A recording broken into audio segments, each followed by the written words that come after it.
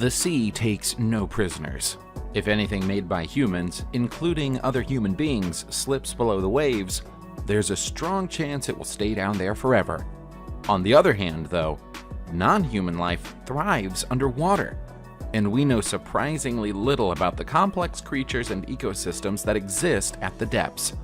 We're going exploring the deep blue sea today in this video, and reporting on some of the strangest and most incredible things to be found within it. When the Oceana Europe Organization dispatched its Ranger ship to the Aeolian Islands just north of Sicily in June 2018, its mission was very similar to the mission of the Starship Enterprise in Star Trek, to seek out new life. It succeeded in doing that in a very impressive way. The area is made up of 8 volcanic islands that are registered as a UNESCO World Heritage Site, but have been largely left unexplored until now from an undersea perspective. When the Spanish crew came to take a closer look, they were blown away by the beauty and complexity of what they saw. More than 3,000 feet down below the surface, they encountered bright, colorful coral forests, and living inside those forests, whole species of previously undiscovered sea creatures. The need for further investigation was immediately obvious, and so Oceana Europe is currently trying to get the area designated as a natural marine reserve to afford protection to the newly discovered marine life. In years to come, we'll hopefully know more about these life forms and how they live. But in the meantime, the pictures the Ranger came back with are stunning. The fabled lost city of Atlantis is one of the most widely known and commonly repeated myths in the entire world, and almost every advanced civilization has a version of it in their folklore. Many possible locations for the real Atlantis, if such a place ever existed, have been proposed, and here's England's best claim on it. These underwater images show ancient ruins just off the coast of Dunwich in Suffolk, and prove beyond all reasonable doubt that in times of antiquity, this undersea area was once a busy port. Acoustic imaging had to be used to obtain the pictures because the waters in the area are so murky and dark that the ruins could never be seen with the human eye. Even though the sunken buildings are only around 30 feet below the surface, they exist in almost total darkness. Detailed analysis of the pictures has identified the village's old church and priory. During the 11th century, Dunwich was one of the largest towns in the country, but coastal erosion has claimed much of its former land and will become an even bigger problem in years to come. You've heard of the Milky Way, but have you ever heard of the Milky Seas? If not, we're delighted to introduce them to you. The strangely colored waters are the largest bioluminescent area in the world.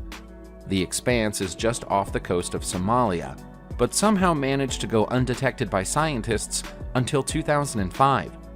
The lack of official confirmation didn't stop stories circulating, though. Sailors have claimed to have seen the White Sea and sailed through it for centuries, and now their stories have been confirmed.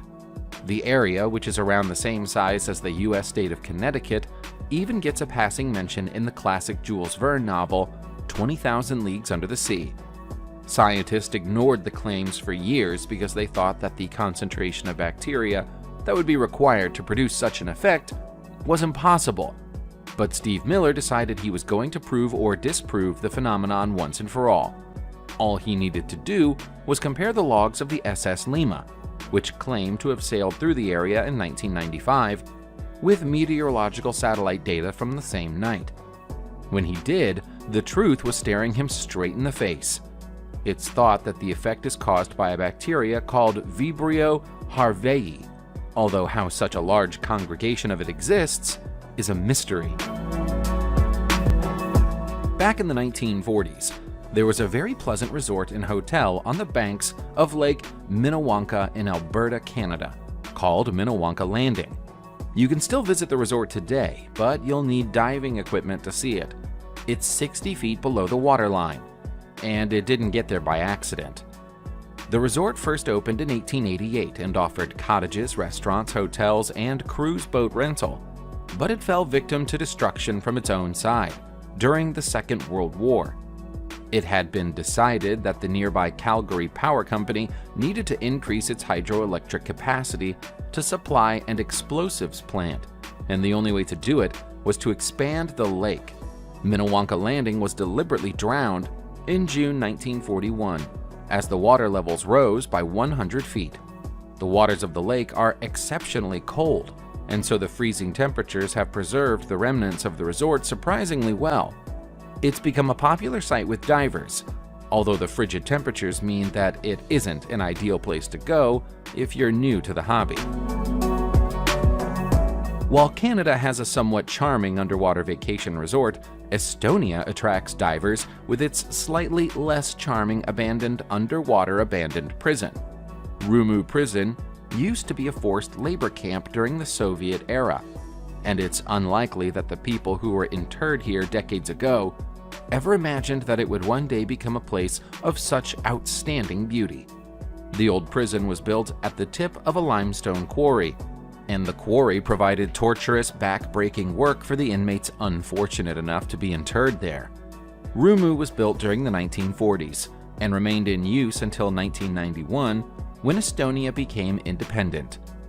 There was never a conscious choice made to drown the facility. It just so happened that with nobody working at the site to keep the groundwater out, it aggressively reclaimed the land and formed a brand new lake. Because of that, many of the old mining machines are still present underwater, inside the buildings that used to house the people who worked on them. Parts of the structure still poke out above the water level and have the appearance of a forgotten ancient castle. You'll find another sunken settlement off the coast of Atlit in Israel, although this one is far older than the English location we looked at earlier. It's Atlit Ham, and it's approximately 9,000 years old. This was once a Neolithic village, spread across 130,000 feet and around 30 feet below the level of the water.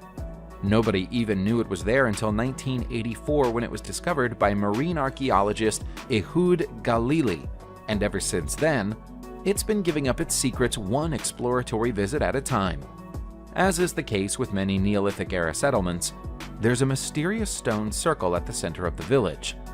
This one surrounds a freshwater spring, and further out from the center, there are houses and burial sites. Geological evidence at the site suggests that the end came quite suddenly for Atlit Ham. It's likely that it sank when a tsunami was unleashed by the eruption of a Mediterranean volcano. A buildup of dead fish in the area appears to support this theory, although the presence of tuberculosis in two skeletons that have been retrieved from the site might imply that disease had claimed the lives of the residents before the tsunami struck. We started this video by looking at an underwater coral forest near Sicily. Now here's an underwater rainforest in Brazil. Normally speaking, plants and trees like this couldn't grow underwater. There's a reason for their existence here. Under normal conditions, this forest wouldn't be underwater at all. Heavy flooding in the area in early 2019 caused the banks of both the Rio da Prata and Olo de Agua rivers to burst their banks, drowning the surroundings in perfectly clear water. The human-made structures, such as the bridges and hiking trails, take on a fairy tale-like appearance during their submersion, and some people think that it made the entire Rio da Prata Ecological Recanto Park look even more beautiful than ever. Flooding like this has happened at the site before, and will likely happen one day again, but it doesn't usually last for long. After a few days, the water drains away, and the land and its features dry out until the next time. Fortunately, the trees and plants are no worse off because of their occasional bath.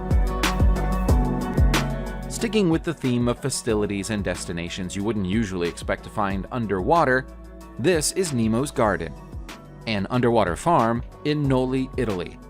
It's an ecological project dreamed up by chemical engineer Sergio Gambarini, who runs a scuba diving business in the local area. He came up with the idea during a conversation with a marine biologist, and 2 days later, he dived down to the bottom of Noli Bay to plant a vase full of basil seeds inside a plastic balloon. The plant began to grow, and so Gambarini decided to find out what else he could grow below the water. He expanded one plant at a time, and now there are more than 700 unique varieties of plants and flowers under the water. While it's a little more than a stunning underwater attraction at the moment, he hopes his techniques could one day be adapted to allow for the creation of underwater farms in locations around the world, where access to water on land is hard to come by, and conventional farming is therefore difficult. Sculptures and statues belonging to ancient and historic civilizations sometimes end up under the water due to coastal erosion or landslip. But the giant ocean Atlas statue in Nassau in the Bahamas didn't get there by mistake or misfortune. It was placed in its current location on purpose, and it's thought to be the biggest underwater sculpture in the world. The work of art was created by Jason DeCaires Taylor, who combines his interest in sculpture with his interest in diving and photography to create beautiful and unusual images and exhibits. Ocean Atlas is by far and away his most ambitious work.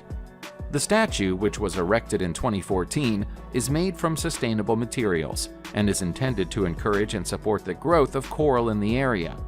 The base of the statue is 15 feet below the water, although the top is often visible during warm weather when the tide is out. Inspired by the Greek myth of Atlantis, Taylor's sculpture depicts a female Bahamian figure supporting the ceiling of the ocean and preventing it from collapsing. We're trying to think of a better description for this next discovery than calling it a strange, floating, purple sea blob from the Channel Islands. But we can't.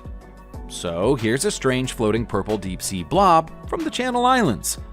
It's not just us who got confused by its identity or existence. The research team who came across it by accident while operating the EV Nautilus exploration vessel in 2016 was equally surprised. They've never seen anything like it before or since anywhere in the world, and they can't offer us any definitive explanation for its existence. They had a few guesses, though. They noticed that the purple sphere, which seems to have an internal glow, has two distinct lobes, and so they theorized that it might be a hitherto unknown type of nudibranch, which is a name given to mollusks that exist without shells. On the other hand, it could be a disco ball used by fish for all the wild parties they're having when we're not looking. Most of you will have heard of England's King Arthur legend, the tale of the great warrior king who pulled a sword from a stone. According to most versions of the tale, his sword Excalibur is thrown into a lake as the king is on the verge of death, never to be seen again. That is, of course, unless you choose to believe that the mysterious 700-year-old sword found at the bottom of a Bosnian river in October 2019 could be the real Excalibur. It certainly fits at least part of the story. The sword was inexplicably found to be embedded in rock on the riverbed.